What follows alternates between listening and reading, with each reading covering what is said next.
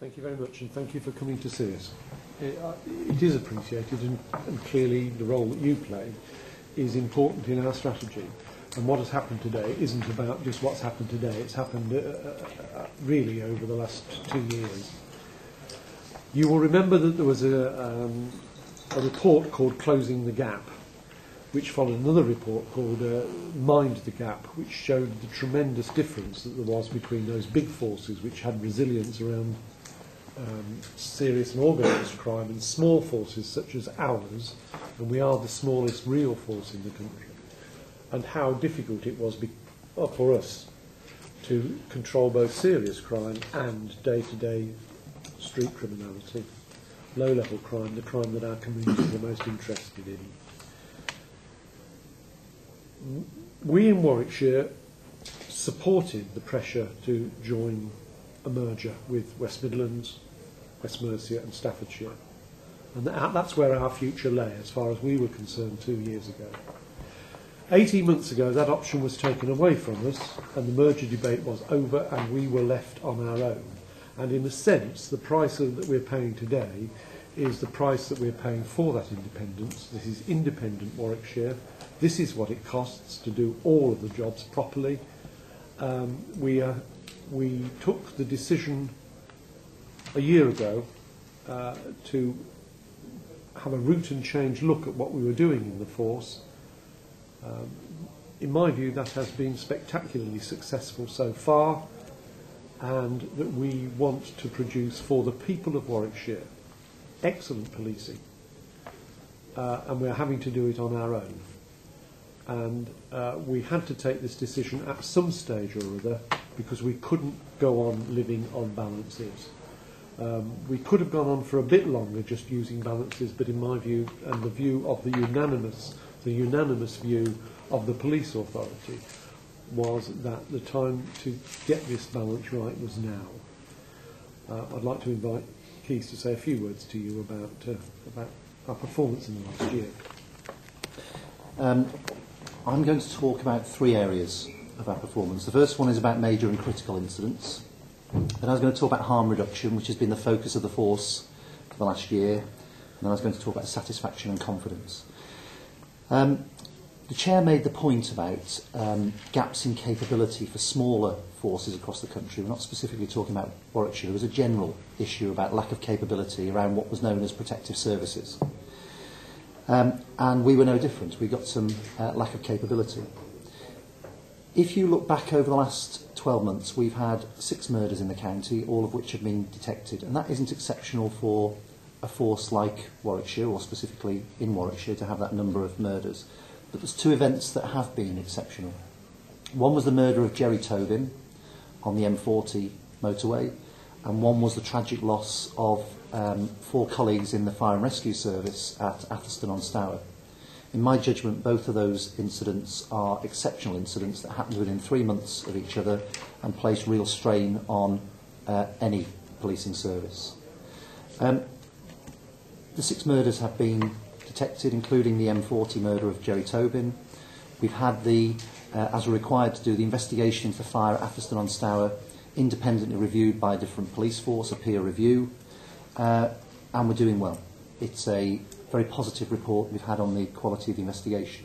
Now, just doing those investigations and doing them well to the high professional standards that you and communities and we would want to see is one challenge, but just doing those in isolation is not good enough. And what I mean by that is sometimes when you get exceptional events in policing, the day-to-day policing can suffer. That hasn't been the case this year. We focused on harm reduction. The police authority set us some very clear priorities, and we've delivered on those priorities. Burglary today, for the year, is down over 17%. That's nearly 400 less victims of burglary, house burglary. Vehicle crime is down nearly 25% on the year. That's getting on for 2,000 less victims of crime, people having their cars broken into or stolen. Damage is down over 10%. That's getting on for 700 less victims. One of the priorities that we weren't set, that is very important, is about reduction of overall crime. And the authority's decision not to set as a target for that was certainly focused on the things that matter to people most, such as experiencing violence or having their house broken into, But if I tell you that overall crime is down 12%, I think those are pretty impressive figures on the back of a very challenging year for the force when we've gone through a lot of change. An area that we're now starting to see, the last of our priorities, the area we're now starting to see the sort of improvements that we want is around serious violent crime, where we're now 3% down on the year, and that will remain a top priority for next year. At the same time as doing all of that, we've arrested 8 out of 10 of the most harmful drug dealers in the county and charged them, which is another priority that we were set as part of protecting communities. So overall, even though we've had these very difficult incidents to deal with, we've met our priorities and made a real difference. And in some cases, an astounding difference. The third bit of performance for me is about satisfaction and confidence. In most services, there's sometimes a lag between improving what you do and people's experience of what you do improving at the same level. And fear of crime is always an issue, as we all know, everywhere in the country. But we're seeing some very significant improvements in satisfaction and confidence, both of which are going in the right direction. I'll give you an example. People's perception of the experience of dealing with Warwickshire Police has improved by 16% during the last year. I think that's very impressive. Confidence in local policing is now well above the average across the country, which wasn't the case.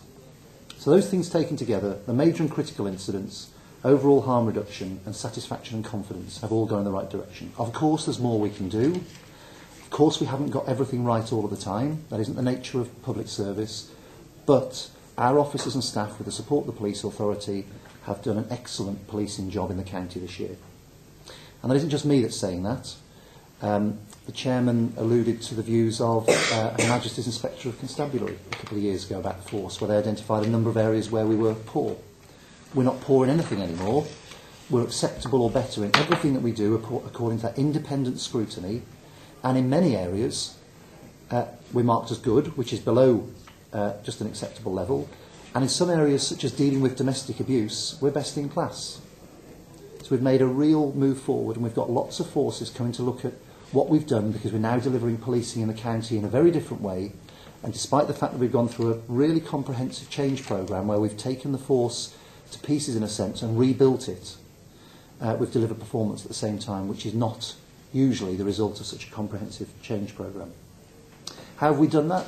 Well, I think we've done it because there was energy within the authority and the force and within communities and partners for change that had been created as a result of the debate over the merger proposals.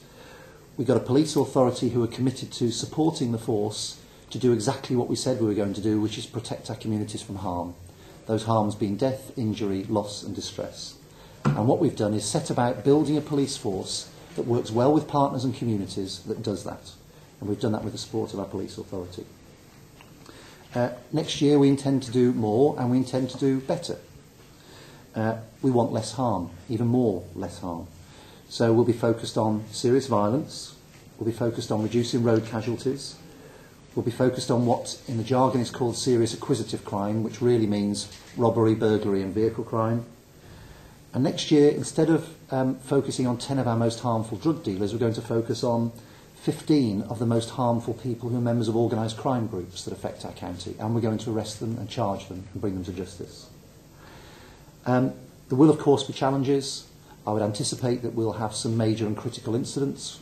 We've experienced all sorts this year, including the floods and fires and murders and all of those things, and of course that will happen. But the force is in the best shape it's been in for a very long time to deal with all of those contemporary policing challenges, and we're very confident that people are going to see further improvements next year, and we're very committed to protecting local people. That's why we come to work. Finally, could I say, Warwickshire is not a well-funded authority, and there's a wealth of information in your pack that demonstrates that if we were compared with the most similar forces, and you'll see which those are, but it's the way that generally we are compared with how we're doing, if we got the average grant for those similar forces, not the best, just the average, our grant would be increased by £3.5 million a year. In fact, just about solve our problems. And certainly, what we have rated at today will not solve all of our problems. It will solve our immediate problems. It will allow us to develop the excellence that we aspire to out in an improving force. But now we've been to see the 5 MPs in preparation for this. We've been to the councils, we've been to the council leaders. And there is now unanimity around the view and evidence that Warwickshire is not well funded. And certainly we begin a campaign tomorrow, and we're going to see Mr McNulty, the policing officer, next Tuesday, to begin this campaign. Obviously every authority that's been in some degree of trouble has attempted to do this. When we knocked on the door to make our application, there were some raised eyebrows because they said to us, well, you're not amongst the usual suspects. Warwickshire has not whinged in the past, but we do have a good case now. And in order to protect our people from further rises, we want the grant regime to be questioned very seriously by us and all of our supporters.